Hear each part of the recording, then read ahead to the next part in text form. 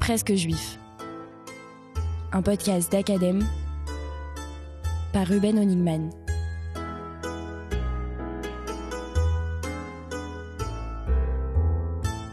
Je ne me suis jamais tellement intéressé à l'antisémitisme. Si des gens n'aiment pas les juifs, tant pis pour eux. En revanche, ce qui m'intrigue, ce sont les autres. Ceux que le fait juif arrête, qui y trouvent quelque chose qui leur parle, les émeut et les bouleverse. Je vais à la rencontre de ceux que j'appelle des compagnons de route du peuple juif. Ils n'ont pas d'ascendance juive, ne cherchent pas à se convertir au judaïsme et ne sont pas non plus ce qu'on appelle communément des philosémites. Ils se tiennent sur le seuil, sans jamais le franchir.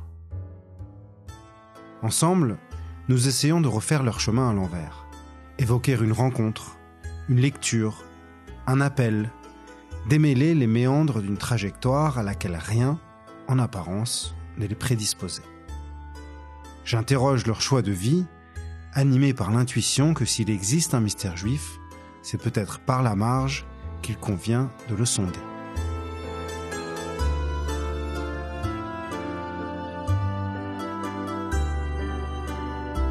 Aujourd'hui, nous sommes reçus par Catel Berthelot.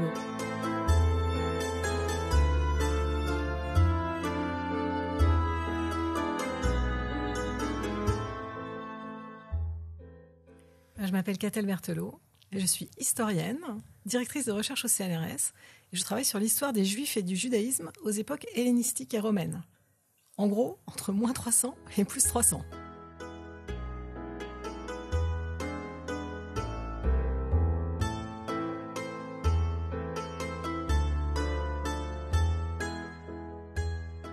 Bonjour Catel Berthelot. Bonjour. Vous faites partie de celles et ceux qui, dans le monde de la recherche en France, ont la plus grande familiarité, presque intimité, avec les textes juifs, bibliques comme rabbiniques, mais pas seulement avec les textes, aussi avec les milieux dans lesquels ils ont été rédigés. Et pourtant, vous n'êtes pas juive. C'est exact. Vous êtes quoi ? Eh bien, moi, je suis d'origine athée. J'ai grandi dans une famille en Bretagne, dans un milieu très anticlérical, très hostile à l'Église catholique, et de manière générale très suspicieux vis-à-vis de toutes les religions, considérées dans une perspective quasi marxiste comme l'opium du peuple.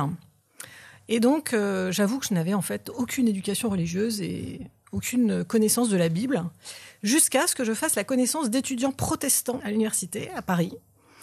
Et je me suis convertie au protestantisme, donc à l'âge de 20 ans. La première rencontre avec ces textes bibliques, c'était donc à Paris, avec ces étudiants. Il y a un voyage en Israël aussi qui a été décisif. Tout à fait. Alors, donc, comme je l'ai dit, je n'ai aucune culture chrétienne quand je demande le baptême. Et un mois après mon baptême, je pars en Israël sur une sorte de coup de tête, d'intuition. Peut-être aussi du fait de l'influence de mon meilleur ami de l'époque qui était juif, athée également, mais juif. Et je pars seule en Israël, sac au dos, ce que je n'avais jamais fait de ma vie. Donc c'est vraiment un geste un peu incongru. Et puis là, c'est un coup de foudre pour le pays, pour les habitants. Donc je déambule avec mon sac, je rencontre des juifs bien sûr, mais aussi des arabes chrétiens, des arabes musulmans. Je circule vraiment dans tout le pays, sauf Eilat. En fait, j'avais prévu de descendre jusqu'à Eilat, mais je m'arrête avant à Jérusalem. Et quand j'arrive à Jérusalem, en fait, je ne veux plus repartir. Et j'ai été déplacée dans mon rapport au monde par ce que j'ai vécu lors de ce premier voyage, notamment par l'hospitalité des personnes que j'ai rencontrées. Donc en fait, je n'ai pas du tout envie de revenir. Je reprends l'avion, je pleure dans l'avion. Enfin bon, bref, c'est vraiment quelque chose qui me bouleverse profondément. Et donc, à partir de là, j'essaye de retourner en Israël. Et j'y retourne, effectivement, pour un second voyage. Et à la suite de ce second voyage, je commence à apprendre l'hébreu moderne et l'arabe moderne pour parler avec les gens. Pas du tout encore dans une démarche d'étude des textes. Mais en même temps, pendant ce premier voyage, j'ai une prise de conscience qui est que, mais finalement, Jésus est juif. Donc, si je veux comprendre son message, eh bien, il faut que j'aille m'intéresser à cette culture juive. et au judaïsme. Et donc, je commence à suivre des cours de judaïsme à l'Alliance israélite universelle, des cours sur le Midrash avec Shmuel Trigano, des cours de Talmud, etc. Je retourne aussi l'année suivante faire un ulpan d'été à l'Université hébraïque de Jérusalem, où là, j'ai aussi des cours de pensée juive, d'introduction à la Kabbale, etc. Et vraiment, ça me passionne. La découverte du judaïsme, donc, se fait presque en même temps pour moi que la découverte du christianisme. Il faut imaginer, je pars de rien. Donc, en fait, dès le départ, la fréquentation des textes de la tradition juive oriente ma lecture du Nouveau Testament. C'est-à-dire, pour moi, je fais tout de suite des connexions. Et du coup, voilà, je suis très vite persuadée que la connaissance du judaïsme est indispensable en réalité à la bonne compréhension de l'Évangile, du message du Nouveau Testament. Vous voulez nous dire pourquoi ? Mais parce qu'il y a une question de contexte, parce que Jésus, ses disciples, les apôtres, Paul, etc., sont tous juifs. Et ils parlent comme des juifs du 1er siècle de notre ère. Même s'il y a eu bien évidemment une rédaction postérieure par les communautés qui ont produit les textes du Nouveau Testament. Je ne le nie pas. Mais en même temps, il y a quand même une transmission orale de paroles qui s'ancre dans un contexte juif vraiment très, très clair. Et plus je travaille sur les textes juifs antiques, plus je mesure à quel point cet ancrage est profond. Je pourrais donner beaucoup d'exemples. Par exemple, la notion de Jésus, fils de Dieu. Pour les chrétiens, Jésus, fils de Dieu, c'est la deuxième personne de la Trinité. Et évidemment, d'un point de vue juif, ça paraît une aberration, quelque chose qui vient de la philosophie grecque ou d'élaboration théologique chrétienne largement postérieure. Mais en réalité, dans le contexte du judaïsme du 1er siècle, l'expression fils de Dieu, elle a un sens très précis. Elle veut dire c'est le Messie. Et ça se comprend dans la tradition biblique et la tradition d'Israël, puisqu'en fait, déjà le descendant de David, déjà dans la prophétie du 2e livre de Samuel, quand Nathan va voir David, il lui dit tu auras toujours un descendant sur le trône du royaume de Juda, un descendant de ta lignée, et Dieu sera pour lui un père, et il sera son fils. Et on a cette perception du roi davidique, descendant de David, comme fils de Dieu. Et en fait, Jésus, fils de Dieu, mais c'est simplement Jésus Messie, c'est la même chose en réalité. Donc ce qui distingue finalement les chrétiens, enfin ceux qui ne sont pas encore des chrétiens à ce moment-là, les proto-chrétiens et ceux qui vont rester juifs, c'est la reconnaissance de Jésus comme Messie, comme Mashiach. Exactement. Est-ce qu'un christianisme qui ne serait pas anti-juif, qui ne serait pas animé par un ressentiment contre, je cite, l'aveuglement de la synagogue, l'aveuglement des juifs, la non-reconnaissance de Jésus comme Messie, est-ce qu'un tel christianisme est possible ? Oui, il est possible et il a existé historiquement à peu près à toutes les époques, même s'il a été minoritaire. Un des pères de l'Église du IVe siècle, Saint Jean Chrysostome, se plaint dans ses homélies que les chrétiens fréquentent la synagogue et éprouvent le besoin de se rendre à la synagogue pour Kippour ou pour Pessah, etc. Donc on voit bien qu'en réalité, la séparation est compliquée, que beaucoup de chrétiens trouvent que c'est important de pratiquer un certain nombre de mitzvot de la Torah, voire de rester proche des communautés juives. Donc ça, c'est une chose. Et puis on voit qu'il y a aussi des conversions au judaïsme tout au long de l'histoire du christianisme. Des personnes qui à un moment disent « mais moi je trouve que finalement la tradition d'Israël est plus authentique, plus fidèle au projet de Dieu. » Et donc voilà, passe au judaïsme. C'est une idée qui vous a traversé l'esprit, vous, une fois que vous étiez converti au protestantisme, que vous avez découvert Israël, les textes juifs, est-ce qu'à un moment donné, vous vous êtes dit, je vais me convertir une deuxième fois à la tradition d'Israël ? Alors, je vais être très honnête avec vous, non. Je ne me suis pas posé cette question. Pour moi, c'était très clair. En fait, c'est un peu comme si mon rabbin, c'était Jésus. Alors, bien sûr, c'est plus qu'un rabbin, on ne va pas se mentir. Mais disons que voilà, mon rapport au judaïsme passe par lui quand même. Donc, je ne peux pas le trahir. Et évidemment, une conversion de quelqu'un qui dirait « je veux devenir juif, mais mon rabbin, c'est Jésus », ne passerait pas très bien, je pense, au niveau du consistoire. Et moi, ma place, je la vois plutôt comme dans l'Église pour rappeler aux chrétiens les origines juives du christianisme et l'importance de ce lien avec le judaïsme et le peuple juif. Et je pense que c'est plus utile, d'une certaine manière, d'être là que de me convertir au judaïsme. Par contre, je pense qu'il y a encore beaucoup de travail du côté des églises C'est ce que j'allais vous demander, c'est-à-dire ce discours que Jésus était juif et que les premiers chrétiens étaient tous juifs, c'est un discours martelé depuis Vatican II. Au niveau des institutions, au niveau des élites, est-ce que ça se diffuse vers la base ? Est-ce que les chrétiens, aujourd'hui, ont vraiment pris conscience de ça ? Alors évidemment, les chrétiens, c'est très vaste. Donc, tout dépend des milieux. Il y a des milieux où, petit à petit, certaines idées pénètrent. Mais il y a encore énormément de travail. Non, récemment encore, je rencontrais une dame catholique qui me disait « Ah, quand je pense à Jésus, je ne pense pas qu'il était juif. » Et pourquoi ? Parce qu'en fait, pour beaucoup de catholiques ou de chrétiens, je pense que pour eux, Jésus, c'est une espèce d'homme universel qui porte un message éthique, comme ça, qui transcende les temps, les lieux. Et ils ne voient pas l'ancrage juif de Jésus. Alors, peut-être parce que dans leur paroisse, le prêtre n'est pas formé, n'en parle jamais, etc., etc. Donc déjà, il faut que ça descende des milieux universitaires, des facultés de théologie, au niveau des pasteurs et des prêtres, y compris jusqu'au plus profond de campagne. Le ruissellement. C'est le ruissellement, tout à fait. Et puis ensuite, ça touche les gens ou pas. Mais force est de constater que non, il y a vraiment encore des réticences. Elle me disait, oui, on sait que Marie et Joseph étaient juifs, ses parents, mais lui-même n'est pas perçu dans sa judéité. Et ça vous agace quand vous entendez ça ? C'est pas que ça m'agace, c'est que ça m'attriste. Parce que, quand on sait tout ce qu'a été l'anti-judaïsme de l'Église, on se dit qu'on n'est pas encore sorti d'affaire. C'est-à-dire que dans votre vision des choses, les Juifs auraient une autonomie, une fonction autonome, indépendamment de leur tendance à se convertir finalement au christianisme ou pas ? Alors c'est une grande question pour les chrétiens, c'est la question, est-ce qu'il y a deux alliances ou une seule et même alliance qui s'accomplit de manière différente à différents moments de l'histoire ? Il y a un penseur protestant qui s'appelle Darby qui a développé toute une théologie justement où l'alliance d'Israël est complètement à part en réalité de l'alliance en Jésus-Christ. Je ne pense pas que ce soit la position majoritaire des églises, et ni même peut-être la plus cohérente par rapport à la perspective chrétienne, mais je pense qu'il y a un mystère d'Israël pour la théologie chrétienne. C'est déjà le contenu de l'épître aux Romains de l'apôtre Paul, qui dit tout commence avec Israël. Israël, c'est l'olivier sur lequel viennent se greffer en fait les non-juifs croyants. Et il dit, oui, il y a des branches d'Israël qui ont été enlevées, mais elles seront replantées sur l'olivier, etc. Enfin, voilà. Et il dit, c'est un mystère.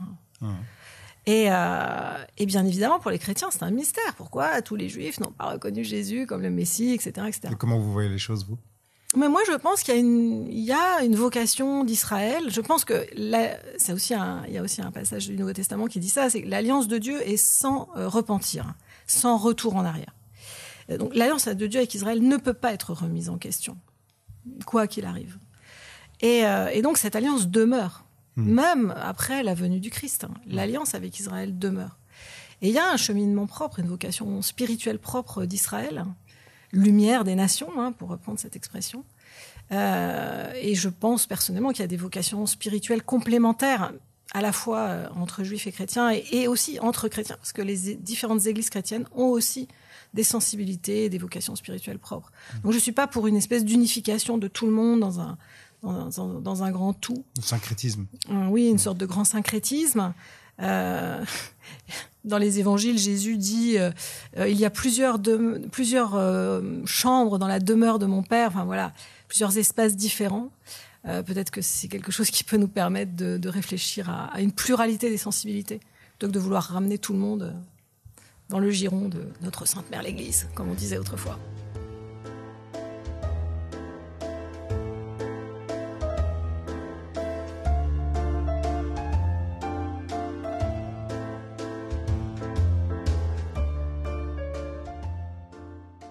Pourquoi est-ce que vous vous êtes converti au protestantisme ? Le protestantisme me correspond beaucoup mieux pour plusieurs raisons. D'abord, j'ai quand même cet héritage familial d'anticatholicisme très marqué, avec des souvenirs quand même assez durs de certains actes, de certaines paroles de l'Église catholique en Bretagne dans la première moitié du XXe siècle, avec lesquels je suis en profond désaccord. Bon, j'espère que la plupart des catholiques aujourd'hui seraient également en désaccord avec ce type de propos. Il y a la place des femmes. Moi, la place des femmes dans l'Église catholique, c'est quelque chose qui ne me convient pas du tout. Donc, alors qu'en côté protestant, du moins dans la tradition réformée, aujourd'hui, les femmes sont tout à fait à égalité avec les hommes, avec le ministère pastoral féminin. Et il y a aussi j'ai aussi un problème de, disons, venant d'une famille, voilà, plutôt de profs et de chercheurs, donc athées, très critiques, etc. Une des choses les plus importantes pour moi, c'est la liberté du questionnement. Et ça, je l'ai trouvé dans l'Église protestante unie de France, beaucoup plus, je pense, que je n'aurais pu le trouver dans l'Église catholique. Ce qui m'amène à un dernier point, et qui est, je pense, le point le plus important, en fait, qui différencie les protestants des catholiques, c'est ce qu'on appelle l'ecclésiologie, la façon dont on conçoit l'Église, dont on organise l'Église, et dont on gère la question du pouvoir dans l'Église. La structure pyramidale de l'Église catholique, avec une parole qui descend d'en haut et que, en gros, les fidèles doivent accepter sans pouvoir la contester ou la discuter, c'est quelque chose qui ne me convient pas du tout. Tandis que du côté protestant, on est en organisation synodo-presbytérale, donc on fait des réunions, on discute entre nous, il y a des votes, et ça se passe au niveau régional, ça remonte au niveau national, et puis même s'il y a des décisions au niveau national, ça ne s'impose pas nécessairement aux paroisses, au niveau local. Chaque communauté peut garder une marge de décision, d'interprétation, et puis de toute façon, le protestantisme, c'est toujours le renvoi à la conscience individuelle. Voilà, ma conscience devant Dieu, en mon âme et conscience, je dois décider. Je ne dirai pas que mon pasteur a décidé pour moi, que l'Église a décidé pour moi. Je suis responsable de ma foi, je suis responsable de ce que je dis sur Dieu ou sur tout autre sujet. Voilà. On a déjà 2 éléments sur 3 là, parce que sur la place des femmes, je ne saurais dire dans le judaïsme, mais sur le questionnement et sur l'absence de hiérarchie ecclésiastique, c'est quelque chose qu'on retrouve dans le judaïsme aussi.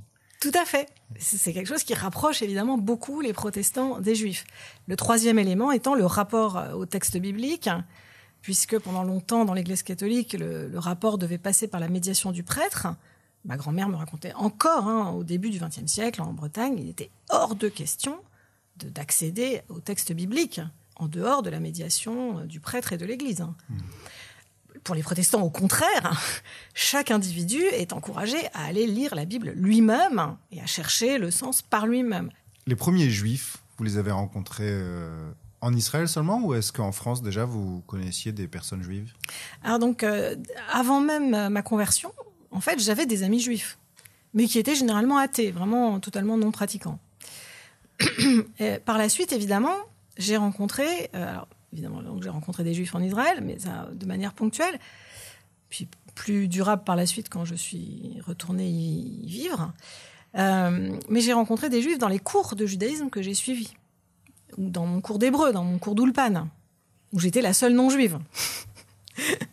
Donc, ou dans mon Ulpan de l'été 94 à Jérusalem, où là aussi, en fait, l'essentiel des étudiants qui faisaient cet Ulpan étaient juifs. Et en l'occurrence, des juifs français. Puisque c'était un Ulpan, donc on avait cours d'hébreu le matin, cours de judaïsme en français l'après-midi. Et donc, de retour à Paris suite à cet Ulpan, en fait, j'ai gardé des liens d'amitié avec plusieurs de ces compagnons d'Ulpan. Et donc là, j'ai eu l'occasion de découvrir un peu plus le judaïsme français. Donc, notamment, invitée par un de ses camarades, j'ai fréquenté la synagogue de Rivonne-Crigier, par exemple. J'allais parfois écouter l'étude de la paracha avant la célébration, mais je restais aussi des fois à la célébration. Donc j'ai eu cette chance de pouvoir accéder un peu au vécu juif. Au vécu juif aussi ici en France. Voilà. Et puis, mais je dois dire qu'en fait, j'ai surtout accédé au vécu juif en vivant en Israël. Donc d'abord pendant 2 ans, pendant ma thèse, de 98 à 2000, et puis ensuite pendant 4 ans en tant que chercheuse CNRS en poste au Centre de recherche français à Jérusalem, où là, donc en fait la première fois j'avais une bourse du gouvernement israélien via le ministère des Affaires étrangères en France, donc j'étais doctorante, étudiante étrangère à l'université hébraïque de Jérusalem. J'avais un tuteur qui était Michael Stone, qui a travaillé sur Qumran et sur les textes de la littérature juive du Second Temple. Mais j'ai aussi suivi les cours de beaucoup d'autres enseignants de l'Université hébraïque de Jérusalem. J'avais vraiment le niveau minimal en hébreu pour suivre des cours d'université en hébreu. Donc c'était très difficile, surtout quand on devait traduire du grec ancien en hébreu moderne. Ça, c'était quand même assez acrobatique. Mais j'ai énormément appris. C'est vraiment là que j'ai été formée, en fait, à l'histoire du judaïsme du Second Temple, par les meilleurs spécialistes qu'on peut imaginer. Et donc j'ai évidemment fréquenté beaucoup en fait tout mon entourage quasiment c'était des juifs israéliens. Et en fait j'ai toujours gardé un lien amical et scientifique avec beaucoup de collègues de l'université hébraïque et puis aussi d'autres universités en Israël parce que de fil en aiguille, de colloques en livres collectifs. En fait, j'ai travaillé avec des profs de toutes les universités d'Israël et je suis aujourd'hui en contact avec des enseignants de toutes les universités d'Israël. Et avec tous ces gens-là, vous parlez hébreu ? Oui, en général, oui. Vous parlez hébreu couramment, en fait ? Oui. Et oui. Les textes, le Midrash, ou les textes de Qumran, ou les textes bibliques, vous les lisez en hébreu dans le texte ? Oui, bien sûr. Oui, il faut lire les sources dans la langue d'origine. Est-ce qu'il arrive que les gens vous prennent pour juive ? Ah oui, très souvent, bien sûr. Ah oui, en Israël en particulier, les gens pensaient que j'avais fait mon Aliyah. Et en plus, j'ai moins l'accent français que la plupart des Français en Israël, quand je parle hébreu. Donc, et du coup, vous dites quoi ? Vous rectifiez ? Ah ben oui, j'explique. Oui, bien sûr. Ah oui, parce qu'on me demande alors, tu comptes faire ton Aliyah ? Alors là, j'explique. Je dis, non, je ne compte pas faire mon Aliyah parce que je ne suis pas juive. Vous n'avez pas le droit au retour. Est-ce que vous avez l'impression que parfois, dans certains milieux juifs ou pour certaines personnes, ça les gêne qu'il y ait comme ça une personne non juive qui soit en plein milieu de la science juive, du savoir juif ? D'abord, ça a été la question des femmes. Parce que le monde des études rabbiniques, à l'origine, c'est un monde d'hommes et d'hommes juifs qui ont, en général, eu une éducation à la yeshiva. Beaucoup de parcours, même d'universitaires qui travaillent sur les textes rabbiniques, ce sont encore des hommes qui ont eu une éducation à la yeshiva. Et puis petit à petit, on a vu des femmes commencer à faire des doctorats en littérature rabbinique, alors aux États-Unis bien sûr, donc en général des femmes juives, mais donc qui avaient une connaissance de la tradition, des textes, mais qui n'avaient pas fait ce parcours en yeshiva. Et ça s'est développé maintenant aussi en Israël. En Israël, on a maintenant même à l'Université hébraïque de Jérusalem, depuis 1 ou 2 ans, dans le département de Talmud, véritable forteresse des études philologiques sur les manuscrits, des midrashim, etc. On a une chercheuse. Et puis, il y a aussi une chercheuse juive, bien sûr, israélienne. Et on a aussi une professeure de littérature rabbinique de l'Université de Tel Aviv, Vered Noam, qui a obtenu le prix d'Israël, le Pras Israël. Donc on voit que c'est vraiment, ça a énormément changé. Les femmes sont maintenant légitimes, même dans les études talmudiques, etc. Et puis par ailleurs, il y a aussi des non-juifs qui ont commencé à faire des doctorats en littérature rabbinique. Donc c'est vraiment petit à petit un milieu qui s'ouvre, aux yeux de certains peut-être. Bien sûr, il y a toujours un avantage, évidemment, à avoir grandi dans ces textes depuis le plus jeune âge. Ça, on ne va pas nier qu'il y a une familiarité. Oui, il y a peut-être une fraîcheur aussi apportée par celui qui n'a pas grandi dans ce monde-là. Voilà, c'est ça. Là, c'est l'avantage du regard extérieur et puis d'autres approches, d'autres parcours. Et c'est vrai, notamment aux États-Unis, on a quand même une très grande diversité d'approches aujourd'hui des textes rabbiniques.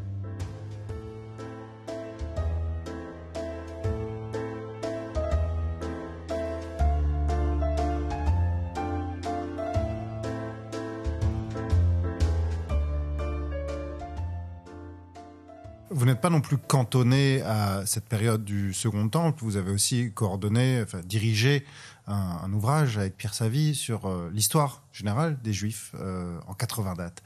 Je me suis demandé, est-ce qu'avec le temps, vous avez l'impression que c'est aussi devenu votre propre histoire un peu, cette histoire d'Israël ? Ah oui, tout à fait. Tout à fait. C'est... D'abord, les textes... En fait, les textes vous habitent au bout d'un moment. Ils font partie de vous. Et pour moi, en fait, l'histoire juive, maintenant, elle fait partie de moi. C'est aussi mon histoire. Et l'histoire d'Israël, à la fois ancienne et contemporaine, fait partie de moi. J'ai quand même vécu 6 années de ma vie en Israël. J'ai énormément de liens, d'amis, de collaborations. Bien évidemment, ce n'est pas... Voilà, il n'y a pas de séparation. Ce n'est pas un boulot où le soir, je rentre chez moi et je laisse mes dossiers. C'est un tout. C'est aussi une démarche existentielle. C'est une recherche qui est à différents niveaux.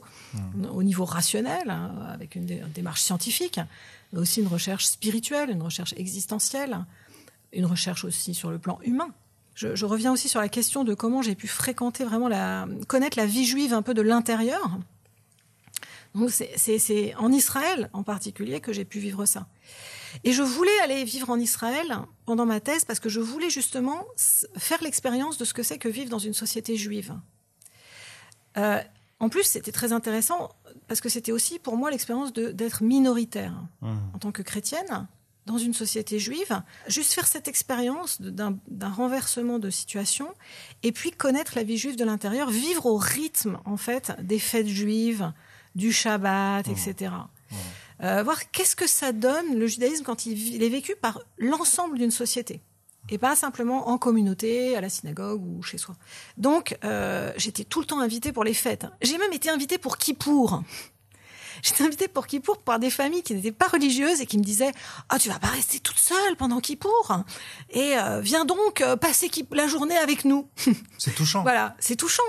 Alors moi, en fait, je préférais aller à la synagogue à Kippour. Donc, je leur disais « Non, merci, ça va très bien. » Parce que j'aimais bien aller écouter les prières, etc. Donc c'est le moment où vous avez découvert le peuple juif. Tout à fait. Et puis vraiment les fêtes juives. C'est-à-dire cette opportunité qu'il serait bon que plus de chrétiens aient. Donc je lance un appel aux familles juives pour que vous invitiez des chrétiens chez vous. À Kippour. Non, pas à Kippour pour le coup, mais pour d'autres fêtes, pour leur faire goûter en fait l'ambiance des fêtes juives, parce que c'est vraiment quelque chose d'extraordinaire. On a parlé d'Israël, puisque c'est là-bas quand même que les choses ont été catalysées pour vous, même si elles ont commencé à Paris. Le retour des Juifs sur leur terre, depuis la fin du 19e siècle, disons. Le sionisme, pour appeler un chat un chat. Est-ce que vous considérez qu'il y a une dimension théologique, messianique là-dedans? Ça donne le vertige, évidemment. Même d'un point de vue historien, en fait, ça donne le vertige, parce que c'est quand même un cas extrêmement unique dans l'histoire. Avec renaissance d'une langue. Avec renaissance d'une langue, c'est ce que j'allais dire, absolument.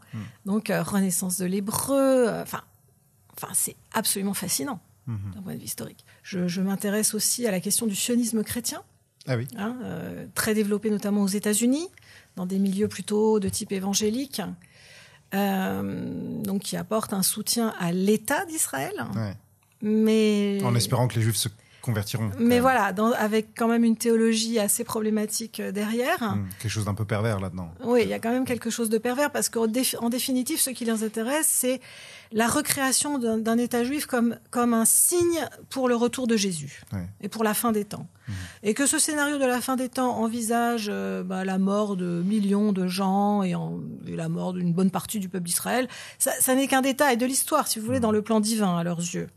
Donc moi, je suis assez réticente vis-à-vis de ce sionisme chrétien. Et quand on est, comme vous, à la fois historienne et croyante, faut bien employer des mots qui existent, la notion de fin de l'histoire, ça a du sens? Oui, mais bon, tous ceux qui en ont parlé se sont trompés, y compris l'apôtre Paul, pour qui croyait que le retour de Jésus c'était après-demain, ce qui d'ailleurs explique un certain nombre de ses propos. Donc il n'y avait plus rien à réformer ni à améliorer sur Terre, puisque en gros, la fin des temps était pour après-demain. Il s'est trompé. Et beaucoup d'autres après lui, qui n'ont cessé de nous annoncer la fin des temps, la fin de l'histoire, avec en général des conséquences éthiques assez désastreuses. Donc moi, je refuse de spéculer là-dessus. Mais est-ce qu'il y a quelque chose à attendre? Donc moi, Qu'est-ce qu'on attend? Je vous avoue que je ne crois pas trop à une ère messianique sur Terre. Un jour où vraiment nous aurons réglé tous nos problèmes, où la justice régnera, la paix universelle régnera. Sur Terre, j'ai beaucoup de mal à y croire. Et pourquoi on prie? On prie pour que le règne de Dieu advienne, mais je ne suis pas sûre qu'il advienne en ce monde, mais plutôt dans un monde transformé d'un tout autre ordre. Avec un cœur neuf. Voilà, la circoncision du cœur. On espère une transformation en tout cas. Oui, mais une transformation vraiment qui se situe peut-être dans un autre ordre de réalité même, que celle que nous avons sous les yeux. Dans l'intériorité notamment, peut-être, dans l'intime. Alors, ça commence ici et maintenant dans l'intériorité, ça c'est certain. Et dans les relations interpersonnelles, etc., bien sûr.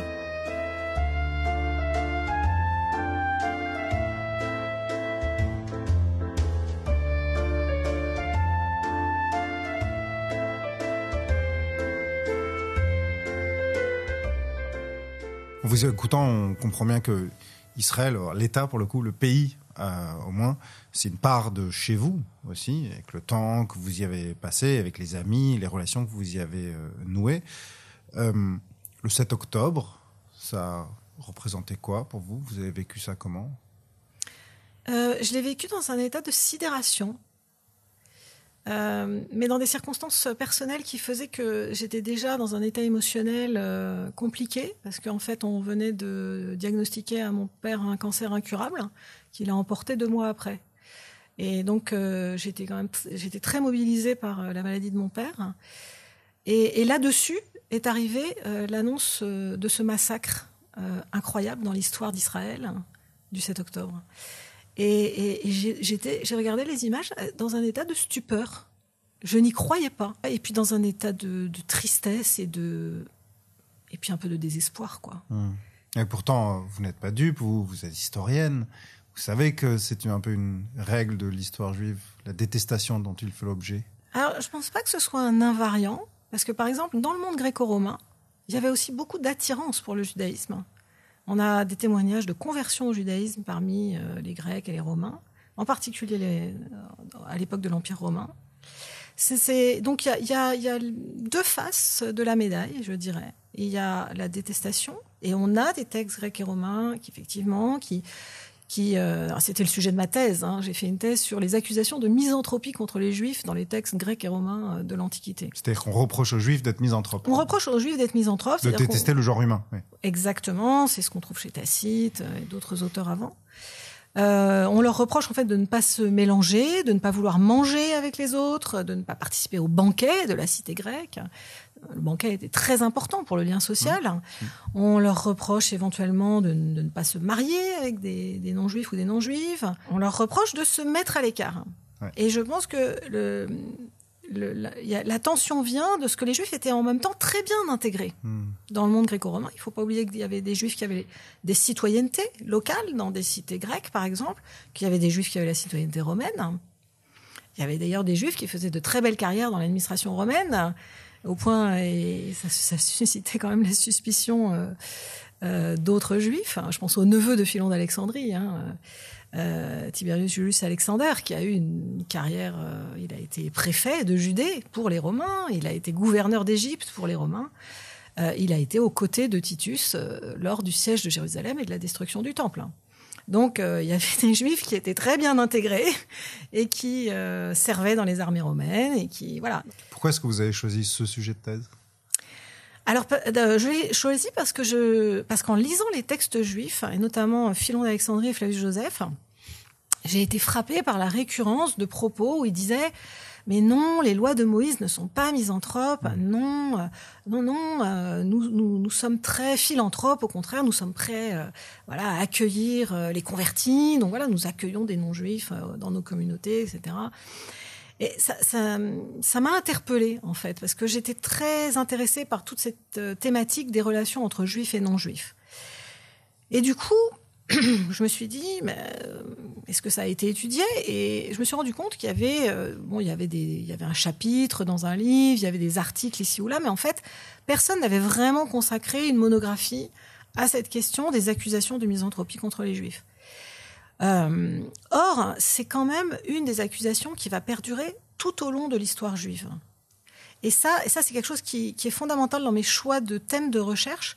En général, je travaille toujours sur des thèmes qui peuvent se penser dans la globalité de l'histoire juive. Ça commence dans l'Antiquité, mais en fait, les problématiques demeurent par la suite. Par exemple, dans l'Antiquité, on accusait aussi les Juifs d'être athées. Éventuellement, d'être, en tout cas, de ne pas respecter les dieux des Grecs, des Romains, des autres. Évidemment, avec le triomphe du monothéisme chrétien puis musulman, cette accusation n'a plus lieu d'être. Aujourd'hui, personne ne va reprocher aux Juifs d'être athées. Donc, il y a d'autres accusations, accusations ou reproches ou moqueries, disons, qu'on trouve dans les textes grecs et romains, comme par exemple le fait de se moquer du repos du Shabbat.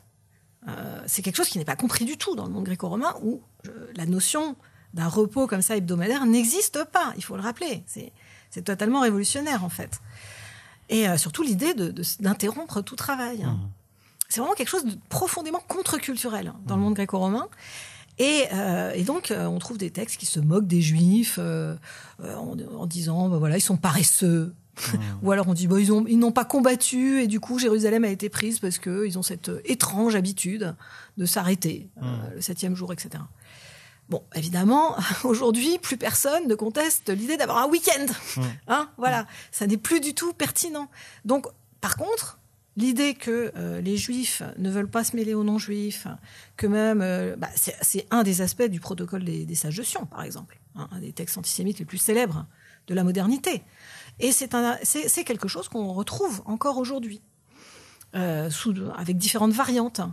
Donc voilà. Donc il y a une permanence de cette idée que les Juifs se séparent du reste de l'humanité. Exactement. Et évidemment que, comme vous le disiez vous-même, en fait, ça repose aussi sur quelque chose de réel dans les textes juifs. C'est pas complètement faux. Il y a une sainteté particulière d'Israël qui fait qu'Israël ne doit pas se mélanger aux nations. Donc en fait, je pense que c'est là où c'est le plus pervers. C'est quand en fait quelque chose s'appuie sur un constat réel, mais ensuite l'interprète de manière pernicieuse. Parce qu'en fait, on pourrait dire, OK, ils veulent faire bande à part, grand bien leur face. Oui, et puis surtout parce qu'il y a un sens en même temps de cette mise à part. Et dès les textes bibliques, ce sens a aussi une portée pour l'humanité dans son ensemble. Donc je dirais que c'est ça qui, dans le discours antisémite, est laissé de côté. C'est aussi cette idée que le fait d'être Israël et de persévérer dans cette identité particulière sert aussi à un sens, une valeur, une portée pour l'humanité dans son ensemble. C'est ça qui ne sera jamais vu par ceux qui pointent du doigt le refus de manger ensemble, etc. etc.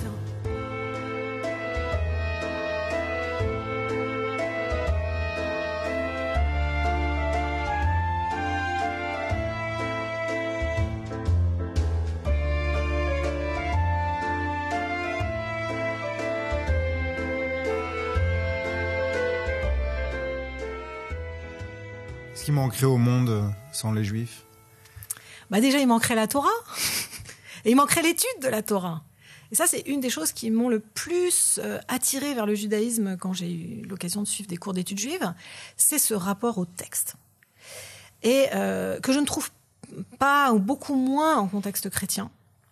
Les chrétiens, souvent, quand ils lisent un texte de la Bible, en fait, ils veulent juste comprendre le message. Ils veulent comprendre l'idée. Et je pense que c'est lié à tout un certain type de formation et d'éducation, à la fois à l'école et à l'église. On veut juste comprendre le message, l'idée. Alors que dans l'approche juive des textes, et en particulier dans l'approche rabbinique, on va scruter le texte dans ses moindres détails. On fait vraiment attention à la littérarité du texte. Alors moi qui venais des études littéraires, évidemment, ça me parlait aussi.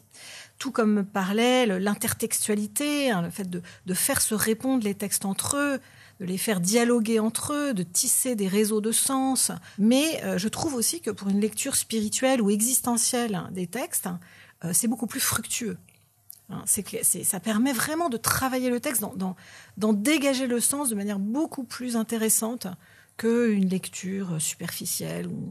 En fait, souvent, dans la prédication ou le sermon chrétien, le texte est un point de départ pour dégager un thème qui ensuite va être exploré dans la prédication.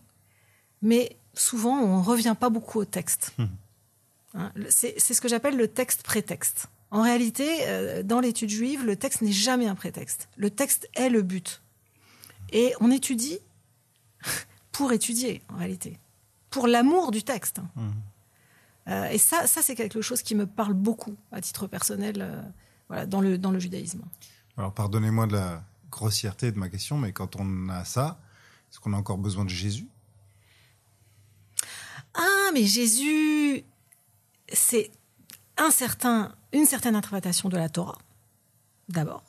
Donc on peut aimer cette interprétation de la Torah. Et puis Jésus, pour nous, chrétiens, c'est d'une certaine manière voir le visage de Dieu qu'on ne peut pas voir. On ne peut pas voir le visage de Dieu sans mourir. Et d'une certaine manière, pour nous, Jésus, c'est le visage de Dieu.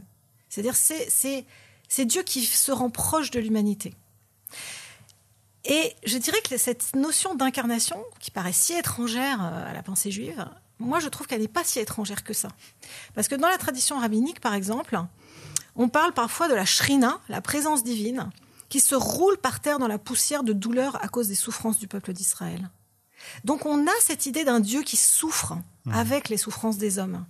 Et finalement, l'histoire de Jésus, c'est aussi ça. C'est un Dieu qui n'est pas loin des hommes. C'est un Dieu qui vient partager la condition humaine et qui souffre et même qui meurt. Et là, moi, je trouve qu'il y a quelque chose qui résonne par rapport à Jésus, le Messie crucifié, donc humilié. Voilà. Mais avec cette perspective de la résurrection, qui est commune au judaïsme et au christianisme, l'espérance de la résurrection, l'espérance que la vie sera plus forte que la mort, voilà, je pense que c'est quelque chose qui nous rassemble aussi. C'est très fort ce que vous avez dit là, c'est-à-dire que dans le christianisme, on s'autorise, ou en tout cas on voit ce qu'on n'est pas censé voir. Ça, c'est le pas franchi par le christianisme par rapport au judaïsme. Tout à fait. On ne peut pas dire que Dieu se trouve dans le texte, dans l'étude des textes. Vous qui êtes plongé dans les textes tout le temps. Dieu se trouve aussi dans les textes. Dieu se trouve aussi dans la nature. Dieu se trouve aussi dans la personne que vous rencontrez. Dieu peut parler par beaucoup de biais. Là, on croit entendre le Baal Shem Tov, là. Ah, peut-être. C'est vrai que j'aime beaucoup les écrits du Baal Shem Tov. Donc oui, bien sûr, dans le texte aussi, et c'est ce que dit d'une certaine manière le prologue de l'évangile de Jean en disant que le Verbe était avec Dieu, et le Verbe était Dieu, et le Verbe s'est fait chair. C'est le Logos, c'est la parole, et c'est quand même quelque chose qu'on retrouve aussi un peu dans les Targumim. On parle de la Memra, donc la parole divine, qui, elle aussi, est-ce que c'est une deuxième personne divine? Est-ce que c'est pas totalement clair? Et chez Philon d'Alexandrie, il y a aussi le rôle du Logos. Le Logos, et Philon d'Alexandrie dit, l'être humain a été créé à l'image de Dieu, mais pas directement à l'image du Dieu créateur du monde. Parce que ce serait... Non, il y a quand même la médiation du Logos. Donc le Logos, il est à l'image de Dieu, et l'être humain est à l'image du Logos. Donc, vous voyez que c'est quand même, dans certains textes juifs du 1er siècle, on est quand même dans des choses qui sont compliquées au niveau théologique, et qui permettent de comprendre que le christianisme, au départ, c'est quand même un certain type de judaïsme. C'est assez déstabilisant et troublant de discuter avec vous, en fait, parce que en vous écoutant, on comprend bien que tout ça est très proche, très voisin et entremêlé. Tradition juive et tradition chrétienne, qui sont deux branches qui ont grandi ensemble. Et d'un autre côté, vous-même, vous êtes franchement et clairement d'un côté. Je ne trouve pas que ce soit si franc que ça, dans le sens où je suis chrétienne, je suis protestante, je suis membre de l'EPUDF, mais je suis spirituellement très juive. C'est-à-dire, je suis très nourrie par la tradition d'Israël. J'ai une approche des textes, une sensibilité aux textes qui est vraiment façonnée par toutes les heures que j'ai passées à suivre des cours d'études juives, à fréquenter même des groupes de Chevroutot en Israël, etc., etc. Enfin, j'ai vraiment beaucoup baigné dans le monde des études juives, mais je veux dire pratiquées par les juifs. Donc, moi, je me considère comme spirituellement mixte, si je puis dire. Et je le vis très bien. Et je pense que c'est... Enfin, je veux dire, encore une fois, Jésus, les apôtres, Paul, etc., c'était tous des juifs qui n'avaient jamais lu le Nouveau Testament et qui ne connaissaient que les Écritures d'Israël. Donc, en gros, c'est assez normal, finalement, de s'y retrouver dans la tradition juive. Moi, on m'a dit aussi, tu es la réincarnation d'une âme juive. C'est pour ça que tu as cette sensibilité au judaïsme. Alors, moi, je ne crois pas à la réincarnation, mais je comprends que ça puisse être une explication pour certaines personnes. Mais en même temps, je dirais qu'il faut faire attention, parce qu'il y a peut-être un risque d'essentialisme dans cette vision-là. De la même manière que de voir les convertis au judaïsme comme des personnes qui auraient aussi été juives dans une vie antérieure. J'ai entendu ça aussi. des juifs qui expliquaient le fait que des non-juifs se convertissent au judaïsme comme « Ah oui, mais en fait, ce sont des âmes juives qui se sont égarées au fil de leur réincarnation et qui reviennent au judaïsme. » Mais du coup, ça essentialise énormément. Ça veut dire qu'en gros, il y a des âmes juives et puis il y a des âmes non-juives et qu'au final, il n'y a pas de communication entre les deux. Alors que moi, je crois au contraire beaucoup au passage et au fait que juifs, non-juifs, il y a beaucoup de passages possibles. Il y a aussi du commun. C'est important aussi que les juifs aient conscience que le judaïsme est attirant pour des non-juifs. Que vraiment, il y a un message. Pas réduire le judaïsme à un message, bien sûr, mais il y a vraiment des aspects intellectuels, existentiels, spirituels qui sont parlants pour des gens, et aussi pour des non-chrétiens d'ailleurs, pour des non-croyants. J'insiste là-dessus. Le judaïsme est attirant intellectuellement, existentiellement, spirituellement, pour des gens qui n'ont pas de religion, qui n'ont pas de croyance particulière, mais qui voient qu'il y a là du sens, qu'il y a quelque chose d'intéressant vraiment. Mais la question ultime, c'est plutôt Ashkenaz ou plutôt séfarade? Ah, là c'est une colle. Merci, Catel Berthelot. Merci à vous.